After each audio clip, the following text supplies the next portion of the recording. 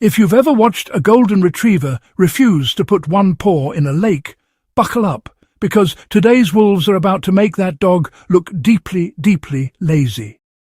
Today, on Guess What I Found Out, we are meeting a wolf that swims farther than most people would attempt in open water, hunts sea otters on purpose, and by the end of this video, technically qualifies as a marine mammal.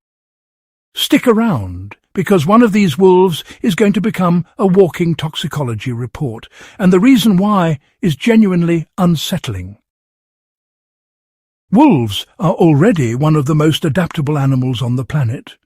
They thrive in the blistering deserts of the Arabian Peninsula and the snow-packed forests of northern Canada. But on the islands and coastal rainforests of the Pacific Northwest, some wolves have adapted to the most unlikely ecosystem imaginable, the ocean. Let's call them brine hounds, because that is exactly what they are, wolves who traded elk trails for tide pools. The official term is sea wolves, and it mostly refers to a subspecies on Vancouver Island. These brine hounds are fast, powerful swimmers who routinely make open water crossings between islands, sometimes covering distances of around 12 kilometres, or roughly 7.5 miles. That is not a quick dip. That is a genuine open ocean commute. Researchers believe these crossings are seasonal, likely tracking their favourite prey, salmon, which makes up almost a quarter of a seawolf's diet. And specifically, they are after the heads, brains included, which I promise will matter later. These wolves also dig up shellfish like mussels and clams with their paws and crack them open with their jaws. Up to 90% of a seawolf's diet can come from the ocean, including marine mammals like seals and sea otters. And that technically makes sea wolves a marine mammal themselves. Quick subscribe nudge before we go further, because if wolves turning into ocean predators sounds like your kind of chaos, this channel runs on exactly that energy every week.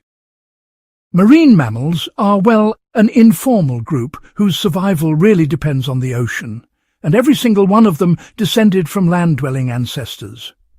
How aquatic they became, though, varies wildly. Polar bears, for instance, spend most of their lives on sea ice hunting seals and have even been tracked swimming hundreds of miles. Seals, sea lions and walruses have flippers instead of legs, but still haul out to mate and rest. Whales and manatees, on the other hand, never come back to land at all. The earliest known whale, Pachycetus, lived about 50 million years ago, and believe it or not, looked basically like a wolf with hooves, which is a pretty wild mental image to sit with. Scientists even gave Vancouver Island's population their own scientific name, Canis lupus crassodon, to mark just how distinct they have become. But here is where it gets stranger. The reason sea wolves are heading into the ocean right now actually mirrors why those ancient whale ancestors did it 50 million years ago: environmental pressure. Many sea wolf populations got pushed toward the coast by human development and logging, or they simply followed prey that had already fled inland habitats. In 2013, a pack swam from mainland Alaska to Pleasant Island, chasing deer. These wolves are called Alexander Archipelago wolves, and a 2011 genetic study found them close enough to Vancouver Island sea wolves that researchers now treat coastal wolves across the region as one connected lineage. Pleasant Island was packed with deer when the wolves arrived. Biologists expected the wolves to crash the deer population, then leave or starve.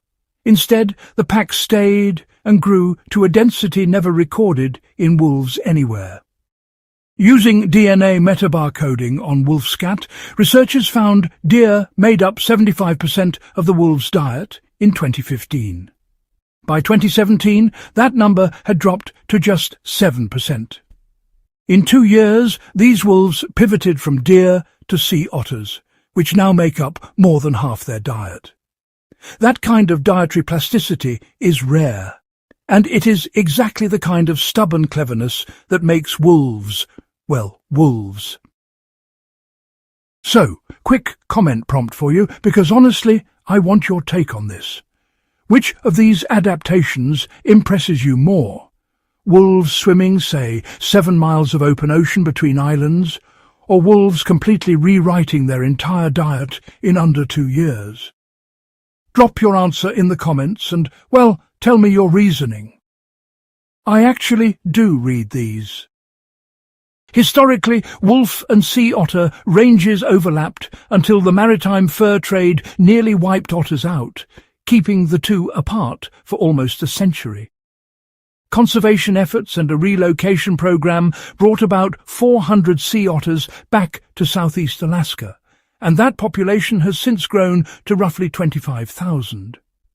Their ranges now overlap with wolves again for the first time in the scientific record. And yes, that does mean predation. Scientists placed GPS collars on Pleasant Island wolves and found predation mostly happened at low tide, when otters hauled out on land or in shallow water. Otter hind flippers are built for swimming, not walking, which makes them slow and vulnerable on shore. Researchers later spent 90 days in Katmai National Park, home to roughly 8,000 sea otters, monitoring a handful of rocky islands where they suspected the same pattern would repeat, and directly witnessed wolves ambush and kill a live otter. When they investigated the kill site, they noticed something strange. The wolves had eaten almost everything except the liver.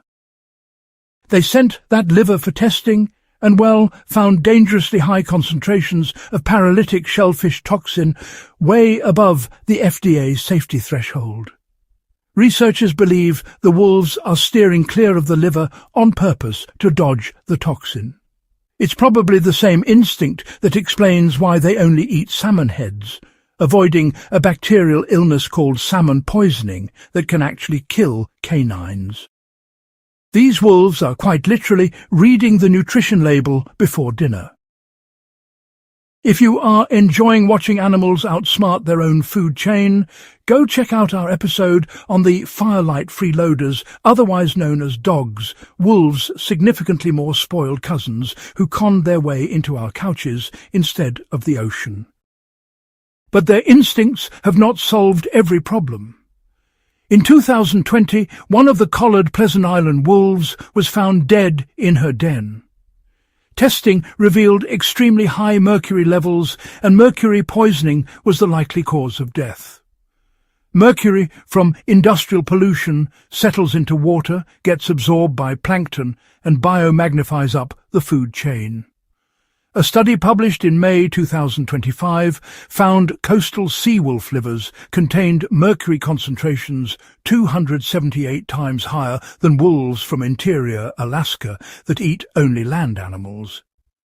By switching to a marine diet, these wolves accidentally exposed themselves to unprecedented toxin levels. Nobody knows yet what long-term effect this will have, but researchers remain cautiously hopeful. The good news is sea otters are not in danger from this. Pleasant Island's wolves would need to eat around 90 otters a year to meaningfully dent the population, a tiny fraction of the regional total. Humans remain the far bigger threat to otters through boat strikes and gunshot wounds. This whole story is exactly why I do this channel.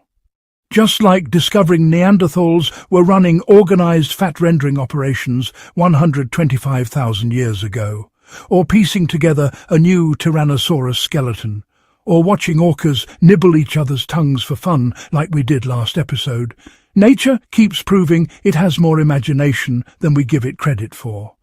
Every time you think you understand an animal, it goes and reinvents itself completely.